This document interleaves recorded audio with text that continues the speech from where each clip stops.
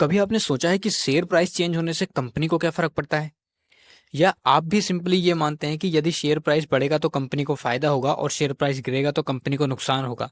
अगर आप भी ऐसा सोचते हैं तो आप गलत सोच रहे हैं। आइए समझते हैं कैसे। दरअसल कोई भी कंपनी शेयर मार्केट से पैसा तभी ले पाती है जब कंपनी अपना आईपीओ लॉन्च करती है। यानी कि कंपनी जब पहली बार शेयर मार्केट में अपना शेयर बेचती है तो कंपनी अपने शेयर का एक प्राइस तय करती है और इस हिसाब से कंपनी जितने भी शेयर मार्केट में बेचती है उसी के हिसाब से कंपनी को पैसा मिलता है। लेकिन इसके बाद शेयर मार्केट में कंपनी के शेयर का प्राइस ऊपर या नीचे होने से कंपनी को डायरेक्टली कोई इम्पैक्ट नहीं पड़ता। लेकिन अब क्वेश्चन आएगा कि हमने तो सुना है कि शेयर प्राइस गिरता है तो कंपनी के ओनर की नेटवर्थ भी गिर जाती है। जैसे कि जब अडानी के बारे में हिंडनबर्ग की रिपोर्ट आई थी तो अडानी की कंपनीज के शेयर गिर गए थे और इसी कारण गौतम अडानी जो कि सितंबर 2022 में दुनिया के दूसरे सबसे अमीर आदमी हो गए थे, वो अचानक टॉप 10 से भी बाहर आ गए थे। देखिए ये बात बिल्कुल सही है कि ओनर की नेटवर्थ शेयर प्राइस गिरने से कम जरूर होती है, लेकिन ओनर और कंपनी दो अलग अलग चीजें हैं। अब जो लोग नॉन कॉमर्स बैकग्राउंड से हैं उनको थोड़ा कंफ्यूजन जरूर हुआ होगा, लेकिन कंफ्यूज मत होइए क्योंकि मैं आपको आसान भाषा में समझाता हूँ। फाइनेंस की दुनिया में कंपनी एक सेपरेट पर्सन होता है जिसकी अपनी एक अलग आइडेंटिटी होती है। जैसे कोई व्यक्ति पैसे कमाता है या चीजें ओन करता है या उधार लेता है या फिर उधार देता है, ऐसे ही कंपनी भी ये सारी चीजें करती है। कंपनी के पास खुद का बैंक अकाउंट भी होता है, खुद के कुछ एसेट्स और लाइबिलिटीज होती हैं और यहाँ तक कि कंपनी के पास खुद का एक पैन कार्ड भी होता है, जैसे कि किसी भी आम व्यक्ति के पास होता है। इसलिए कंपनी और ओनर दो अलग अलग चीजें हैं। तो कंपनी का ओनर जब कंपनी स्टार्ट करता है तो उस समय ओनर कंपनी के लिए जो भी पैसा लगाता है वो कंपनी एक तरीके से अपने ओनर से पैसा उधार लेती है और बदले में कंपनी अपने शेयर उस ओनर को देती है, जिस पर शेयर होल्डर को डिविडेंड मिलता है। इसलिए अगर कंपनी ज्यादा प्रॉफिट कमाती है तो ओनर को ज्यादा डिविडेंड मिलता है। लेकिन कंपनी का पूरा डे टू डे प्रॉफिट या लॉस कंपनी का अपना होता है, वो ओनर से अलग होता है। इसी तरह ओनर की वेल्थ भी कंपनी की वेल्थ से अलग होती है। तो इसलिए जब किसी कंपनी का शेयर प्राइस ऊपर या नीचे जाता है तो इससे ओनर की नेटवर्थ तो चेंज होती है क्योंकि वो कंपनी के कुछ शेयर ओन करता है, जबकि कंपनी को डायरेक्टली इससे कोई फर्क नहीं पड़ता क्योंकि कंपनी का प्रॉफिट या लॉस उसके डे टू डे ऑपरेशन पर निर्भर करता है। यानी कंपनी जो प्रोडक्ट या सर्विस बेचती है उससे कंपनी को जो पैसा मिलना है या फिर कंपनी के जो खर्चे होते हैं उससे उसका पैसा जो जाना है, इसी बात पर निर्भर करता है कि कंपनी को कितना प्रॉफिट हो रहा है और कितना लॉस हो रहा है।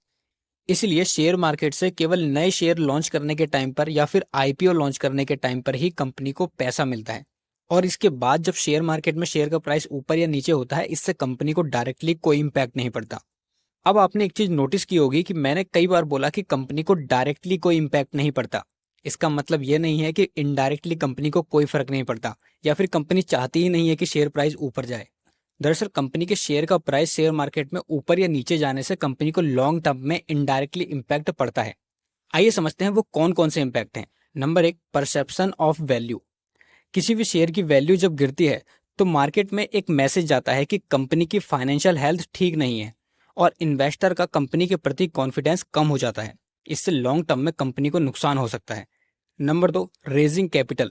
जब कंपनी के शेयर प्राइस गिरते हैं और ऐसे में अगर कंपनी कैपिटल यानी कि और पैसा चाहती है और इसके लिए कंपनी नए शेयर इशू करती है तो लोग कंपनी का शेयर खरीदना नहीं चाहेंगे क्योंकि आम पब्लिक और इन्वेस्टर शेयर मार्केट में जब शेयर का प्राइस बढ़ता है उसी से पैसा कमाते हैं। अब जब किसी के दिमाग में ये परसेप्शन बैठ जाएगा कि इस कंपनी के शेयर के प्राइस नीचे गिरेंगे तो कोई भी व्यक्ति उस कंपनी के शेयर अभी नहीं खरीदना चाहेगा। इसलिए जब कंपनी के पहले से मार्केट में उपलब्ध शेयरों का प्राइस नीचे गिर रहा हो तो कंपनी नए शेयर लॉन्च करती है तो लोगों का इंटरेस्ट उस कंपनी में कम हो जाता है। इसके अलावा नंबर तीन, क्रेडिट रेटिंग्स। शेयर मार्केट के अलावा यदि कंपनी बैंक से लोन लेना चाहे तो ऐसे में भी अगर शेयर के प्राइस गिर रहे हैं तो क्रेडिट रेटिंग खराब होने के कारण बैंक भी कंपनी को लोन नहीं देना चाहती। ऐसे में कंपनी को एक्सपेंशन करने के लिए या फिर किन्हीं और कारण से कुछ पैसों की आवश्यकता है तो कंपनी को वो पैसे मार्केट या फिर बैंक से लेने में दिक्कत होती है। तो इसीलिए शेयर के गिरने से कंपनी को डायरेक्टली बैलेंस शीट पर कोई फर्क नहीं पड़ता, लेकिन इनडायरेक्टली इम्पैक्ट जरूर होता है जो कि लॉन्ग टर्म में कंपनी को नुकसान पहुंचा सकता है। इसलिए कोई भी कंपनी नहीं चाहती कि उसके शेयर के प्राइस गिरें। तो आई होप आपको ये सारी चीजें समझ आ गई होंगी कि शेयर मार्केट में शेयर प्राइस ऊपर या नीचे होने से कंपनी को क्या क्या फर्क पड़ता है और क्या फर्क नहीं पड़ता।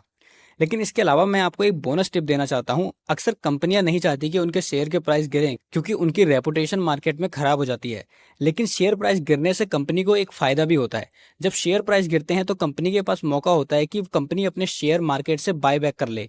इससे क्या होता है कि कंपनी की ओनरशिप पब्लिक के पास कम हो जाती है और ओरिजिनल ओनर्स के पास कंपनी के शेयर आ जाते हैं। इसलिए कंपनी के प्राइस गिरने पर कभी कभी कंपनी को फायदा भी होता है, लेकिन इन जनरल कंपनीज नहीं चाहती कि उनके शेयर के प्राइस गिरें। So I hope you like this video. अगर आपको कुछ समझ नहीं आता है तो अभी भी कमेंट बॉक्स में पूछ सकते हैं, और हम ऐसे ही शेयर मार्केट और फाइनेंस से रिलेटेड वीडियोस लाते रहते हैं, इसलिए चैनल को सब्सक्राइब करना ना भूलें।